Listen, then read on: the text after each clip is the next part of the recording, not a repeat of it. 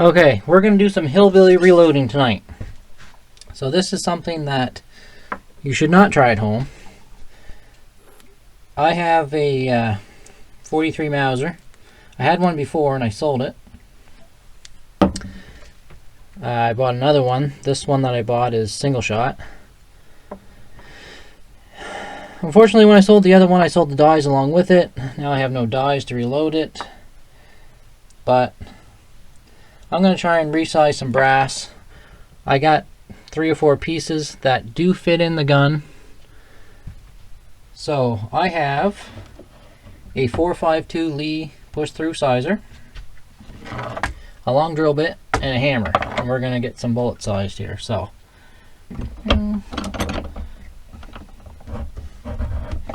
kind of rushing this and doing it tonight because I ordered all new sizing dies and I have these ones for sale. So if someone wants them tonight, I want to be able to ship them right away. This one here is actually 4570.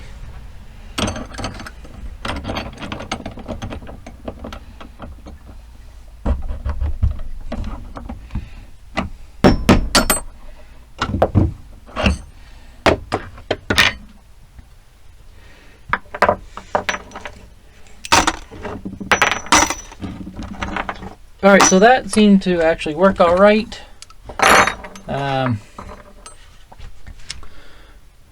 I think next up I'm going to change the dies over and prime them, put some powder charge in there, and I'll use black powder, what the hell.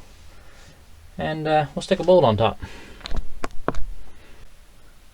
Okay, so I got Lee Universal Decapping die. I don't have dies for these 43 Mausers, so therefore I don't have a shell holder. I'm using a 5070 shell holder, and all it's doing is centering it. It's not holding it or anything. The rims fit just inside. It doesn't actually hold it.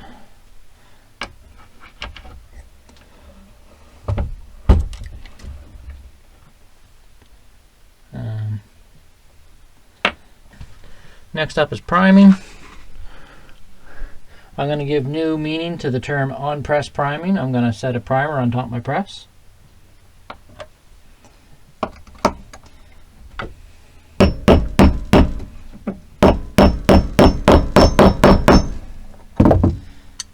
Now, I've only accidentally set primers off twice in my life. The first time was with a Lee loader and a military crimp. I was just coming right onto it and set it off. The second time was not too long ago.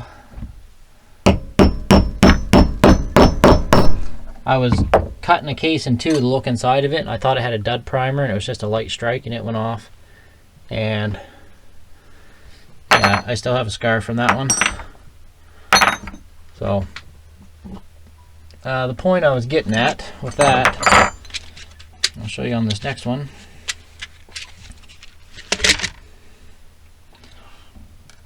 There is a lot of power in these primers, and I'm not exactly going by the book here. So just a little tap to get it started, and then I'm moving my hand up away from here because that primer blast will slice you open. Okay, so now I got to seat the bullets. What I'm going to do is I've got my universal flaring die with both inserts in it. Big one on the bottom, little one on the top, both of them pointing up, so it's just, there's about this much and then a flat surface. I could have just easily spun a bolt in there if I had the right size.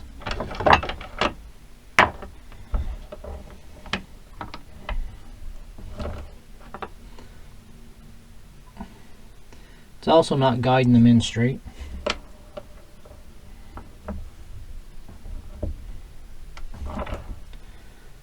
Get in there straight, you son of a bitch.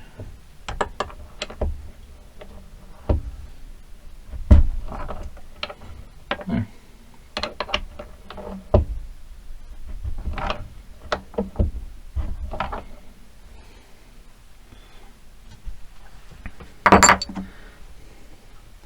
that one actually worked. Yeah, those necks are too tight.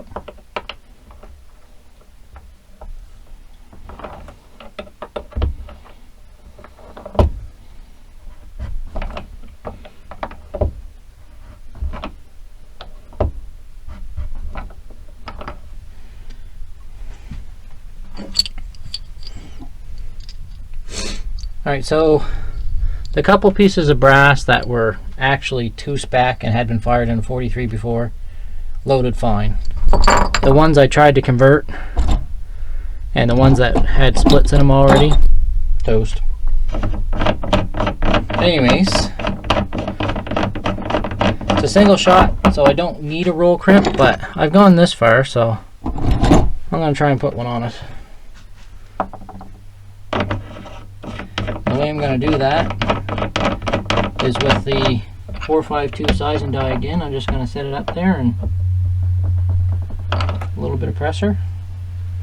And it actually put a decent little roll crimp on it. I'm surprised.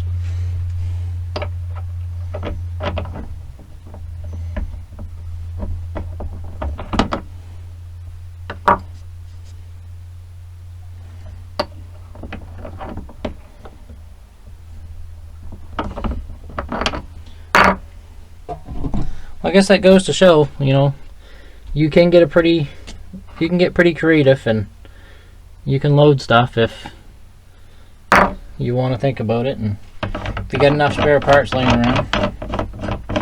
Anyway, I hope this was entertaining. I don't recommend anybody ever try this for pretty much every reason that you shouldn't do it. Anyways, doesn't matter. Yeah, thanks for watching. Hope you enjoyed, and I might have to leave the comments off on this one.